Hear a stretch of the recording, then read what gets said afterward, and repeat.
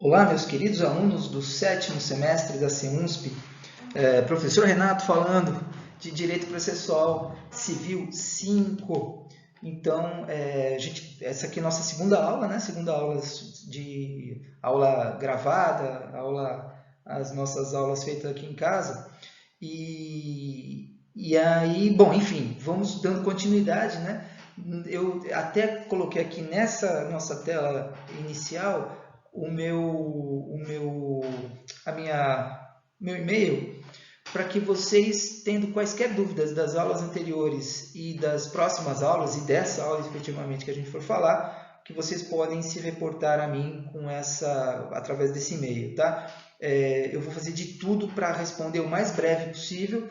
Como são muitos alunos, podem ser que as perguntas sejam bastante frequentes, então pode ser que eu demore um pouquinho, mas responder eu vou. Pode não ser tão rapidamente, mas eu vou responder, tá? Então, lembrando, essa aula aqui ocorreria então no dia 23, né? Hoje à noite, já estou disponibilizando para vocês assistirem. É assim, eu até mandei já um e-mail para representantes de sala de vocês, porque eu vou tentar, eu me comprometo, se eu não cumprir, eu sou o culpado, que eu me comprometo a já deixar disponibilizado para vocês o link do YouTube e do Facebook, para que quando vocês tivessem a minha aula presencial, a aula já está lá, postada, né? Então é o que vai acontecer hoje, terminando aqui de gravar, Direito Civil de Direito das Coisas eu já gravei, só estou terminando de gravar esse vídeo aqui, e aí as duas aulas eu vou postar para vocês, e aí vocês já podem assistir no horário que seria o horário normal de prova, tá? O horário normal das aulas. De prova não, das aulas, por favor, por enquanto. Que mais? E eu vou tentar manter esse padrão até que a gente volte futuramente, se Deus quiser, o mais breve possível, com as aulas presenciais. Tudo bem? Muito bem, vamos lá então para a próxima tela aqui. Bom, então vamos lá. Nós vamos começar, a gente vai continuar falando então sobre os procedimentos especiais de jurisdição contenciosa. Na semana passada, na aula passada, nós falamos sobre ação de consignação e pagamento, né? E hoje a gente vai falar sobre a ação de exigir contas, mais uma ação típica prevista no CPC, né? Um procedimento especial de jurisdição contenciosa, porque tem um conflito de interesses aí, e aí o legislador processual prevê essa ação de exigir contas no artigo 550 até o 553 do CPC. Logo de cara, uma observação aqui. Essa ação, ainda hoje, ela é muito mais conhecida como ação de prestação de contas. Ação de prestação de contas. Porque era a denominação existente antes do Código de Processo Civil de 2015. O CPC de 1973 previa essa mesma ação, só que sob a titulação de ação de prestação de contas.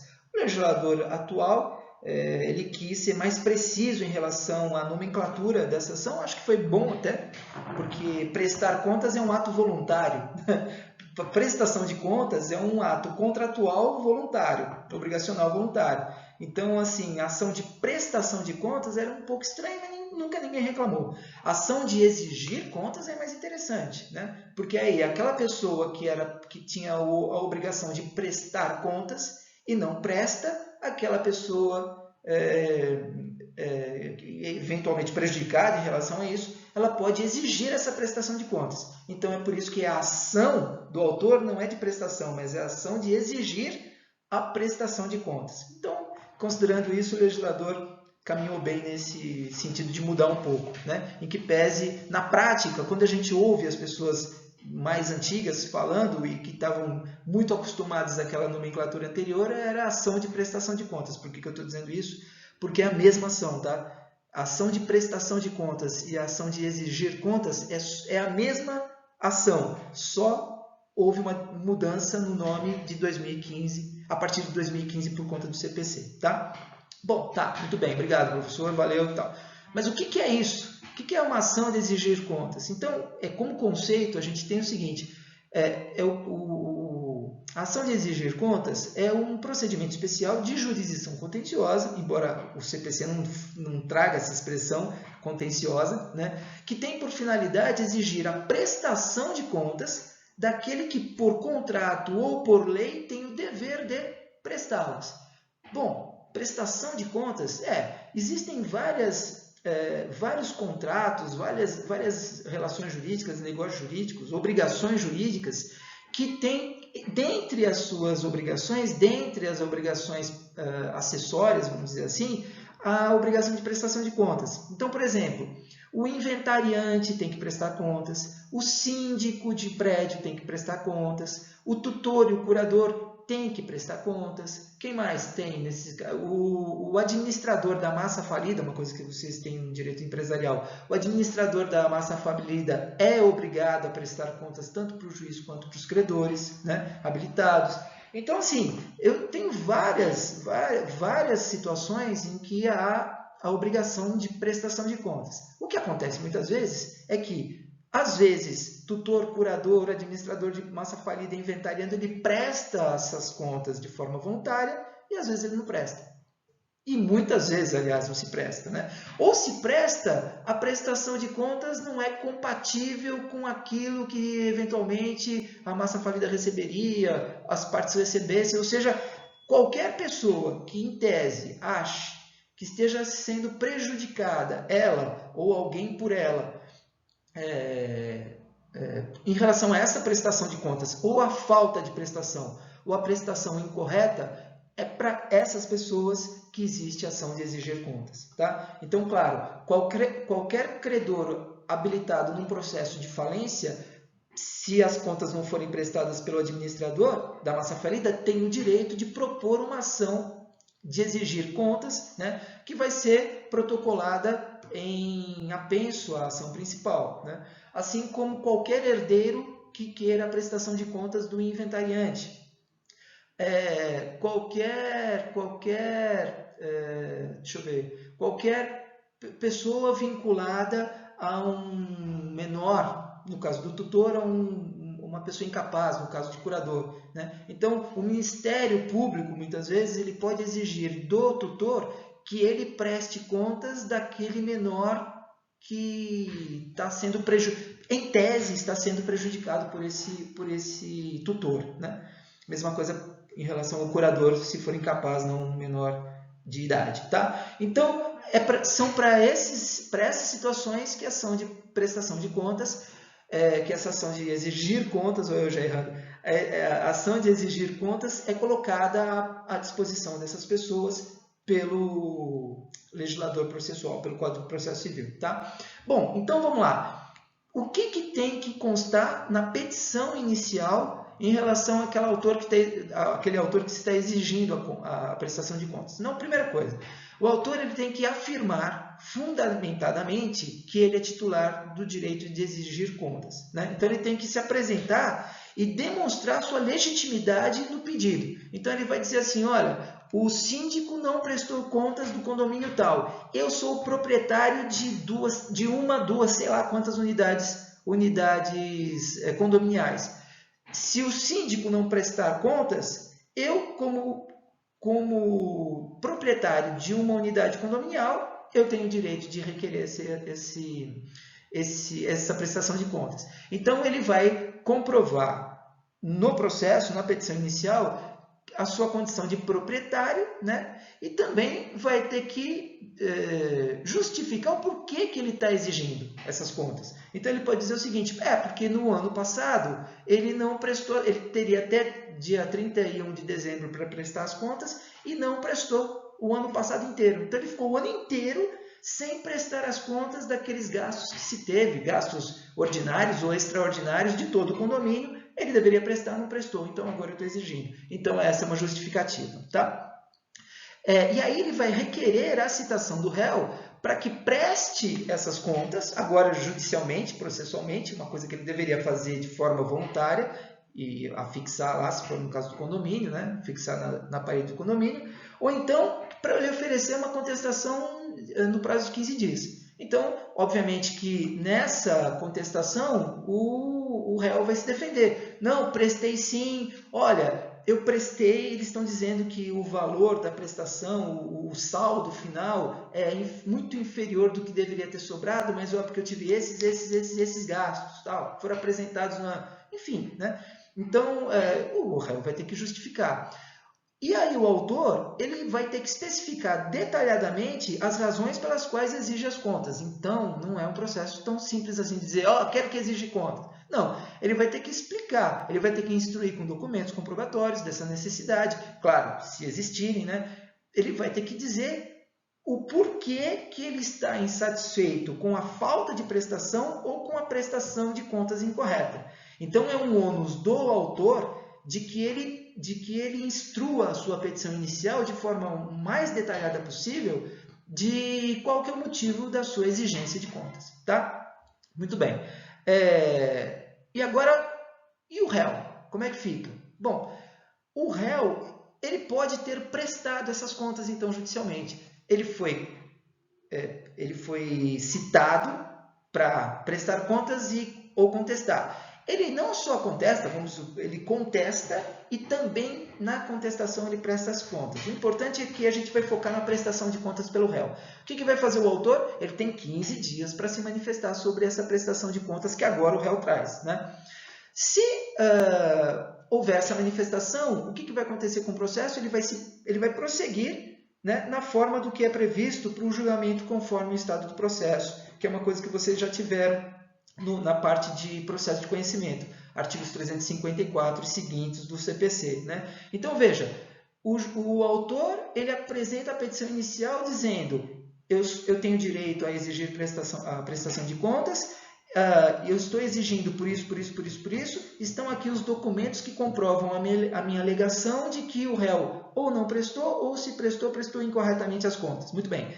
Cite-se. O réu apresenta a sua contestação e, nesse caso, ele apresenta as contas.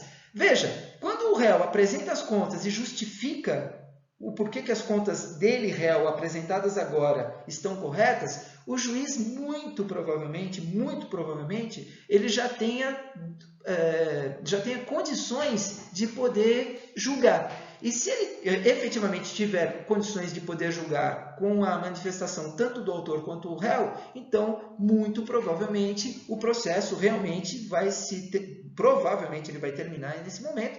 E aí é por isso que a legislação já coloca para o juiz que ele atue no processo agora já como uma forma de se julgar conforme o estado do processo. Muito provavelmente o que vai acontecer. Agora, se o autor impugnar as contas apresentadas pelo réu, que provavelmente é o que vai acontecer, claro que ele pode aceitar, o autor encerra seu processo, ou então ele pode impugnar. O que vai acontecer? Essa impugnação também tem que ser fundamentada e vai ter que se especificar expressamente qual que é o lançamento que está sendo questionado. Qual que é o lançamento, a conta apresentada pelo réu que ele, autor, está questionando. Se o réu não contestar o pedido, o juiz julga antecipadamente o mérito, conforme o artigo 355. Tá? Então, duas coisinhas aqui importantes. Se o autor impugna as contas apresentadas pelo réu, o juiz tem mais elementos para julgar. Então, o réu contestando e apresentando as contas e o autor impugnando, continua o trâmite sobre o julgamento conforme o estado do processo, porque ele vai ter mais condições de julgar, porque tem mais elementos aqui.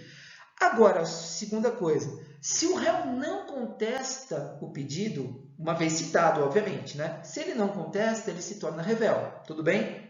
Tudo bem, ou seja, em tese, as alegações do autor, fáticas do autor, são consideradas como verossímeis. No entanto, o juiz julga antecipadamente o mérito, mas isso não significa que a ação vai ser logo de cara procedente, tá? Muito provavelmente vai ser procedente. Mas pode ser que o direito do autor de requerer as contas já tenha sido prescrito. Então, veja, se houver prescrição desse direito, por exemplo, então o juiz ele vai julgar antecipadamente o mérito, só que ele vai julgar o mérito da questão por prescrição. Então, o que vai acontecer é que o réu não vai ser condenado. Prescrito o direito, então aí, na realidade, quem vai ter que arcar com as custas, honorários eventuais de sucumbência, mas aí a gente não vai ter honorário de sucumbência do réu, porque a gente está falando de réu não contestar, né? Então, aí não vai ter. Mas as custas processuais correm por conta do autor. Tá? Então, é para dar um exemplo que quando a gente fala que o réu não contesta o pedido, a impressão que dá é de que, nossa, agora o autor vai né, nadar de braçada. Não é bem assim. Geralmente é. Geralmente a ação é considerada procedente. Mas pode acontecer prescrição. Pode, por exemplo, acontecer do próprio autor ter dito, eu quero exigir contas do réu. Só que não especifica que ele tem direito, o juiz pode entender que ele é a parte legítima, pode ser que ele aprove que ele tem o direito a entrar com a ação de exigir contas, mas ele não especifica quais são as contas e onde que está o erro das contas apresentadas, eventualmente. Então, pode ser que o juiz, mesmo sem a contestação do réu, pode ser que a ação seja improcedente. De novo, é improvável, mas pode acontecer, tá bom? Vamos lá, então, para a próxima tela.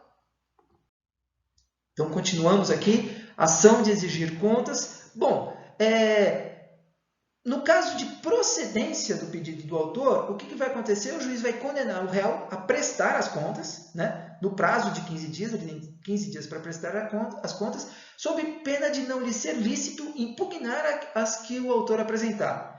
Então, olha que coisa interessante. O juiz julga procedente o pedido do autor e aí condena o réu a apresentar as contas.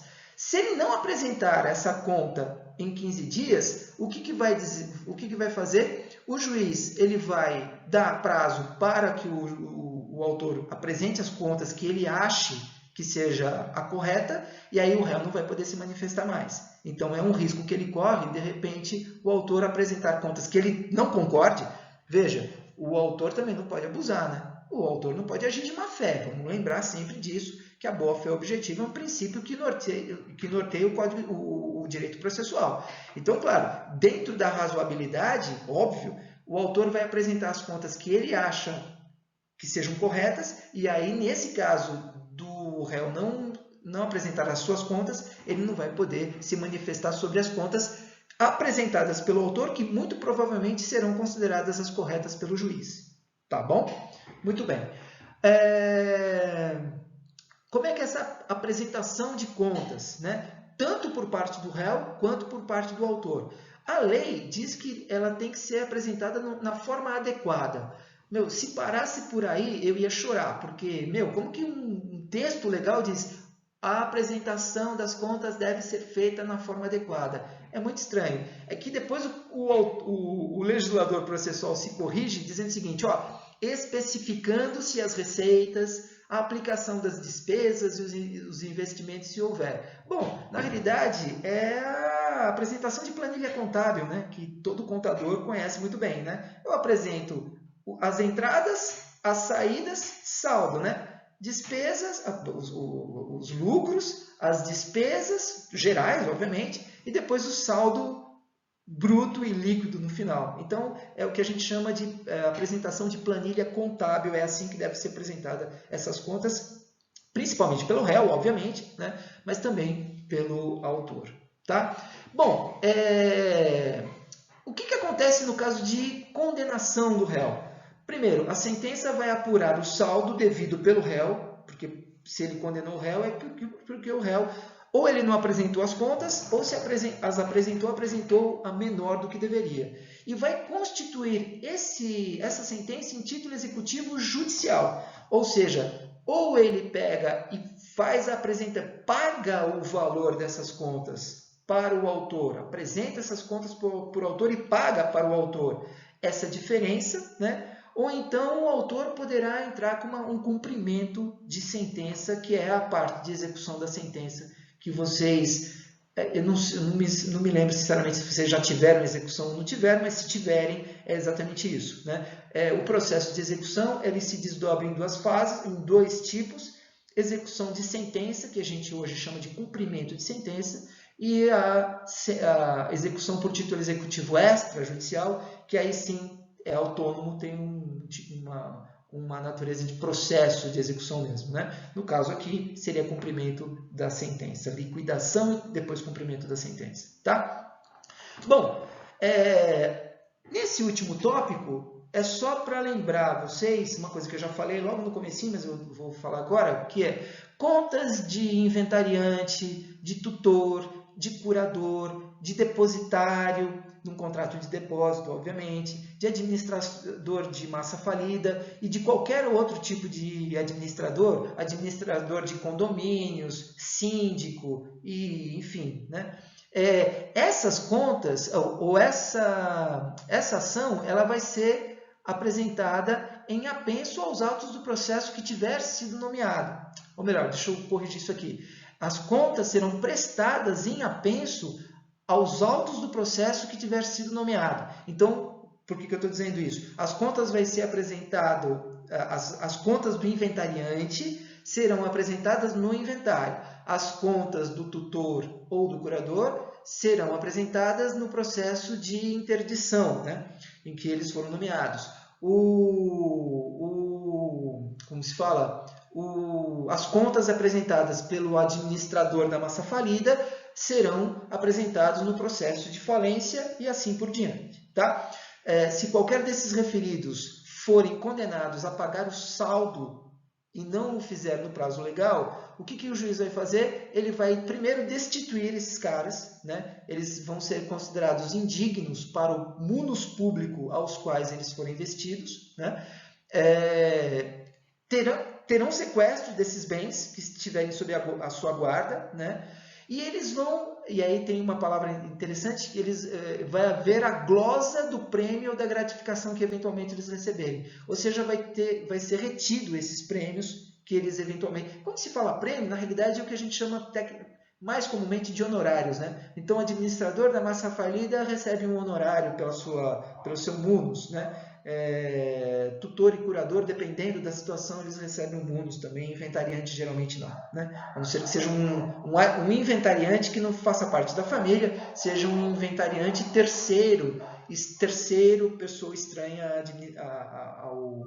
ao inventário familiar, né? Então aí ele pode receber uma glosa, um prêmio por isso, honorários, tá? E além disso tudo, o juiz pode determinar medidas executivas necessárias à recomposição desse prejuízo. Ou seja, além de tudo isso que ele sofrer, ele ainda pode ser executado judicialmente, né? Muitas vezes por uma ação executiva de quantia certa contra esse cara aí. Tudo bem? Então, muito bem, encerramos a nossa aula de hoje, né? Ação de exigir contas. Eu vou pedir uma gentileza para vocês, bastante importante, que é o seguinte: na próxima aula, na nossa aula de processo civil, nós vamos falar sobre as ações possessórias. É um grupo de ações que, no seu conjunto, são denominadas de ações possessórias e que elas são espécie também de procedimentos especiais, tá? De jurisdição contenciosa. Eu gostaria muito que vocês lessem algo sobre esse tema antes da nossa aula. Por quê? Porque é uma aula, primeiro, que é muito extensa, muito mais extensa, vocês vão ver, do que essa de hoje, e ela é muito complexa. Então, como é um tema que se subdivide em outros vários temas, então eu gostaria muito que vocês pudessem dar um tempinho, tirar um tempinho da quarentena de vocês, para vocês estudarem sobre as ações possessórias, para que a gente possa tratar desse assunto na próxima aula. Tá bom? Bom, pessoal, qualquer dúvida em relação a essa e as outras aulas, vocês só me indiquem qual é a aula sobre as quais vocês estão perguntando, e aí eu já disponibilizei lá na primeira tela o meu e-mail para que vocês façam as perguntas que vocês desejarem. Tá bom? De novo, eu não prometo responder logo em seguida, logo imediatamente, mas certamente eu vou responder para vocês. Beleza? Pessoal, boa semana para vocês. Um beijo para vocês. A gente se vê na próxima aula. Até mais. Tchau, tchau.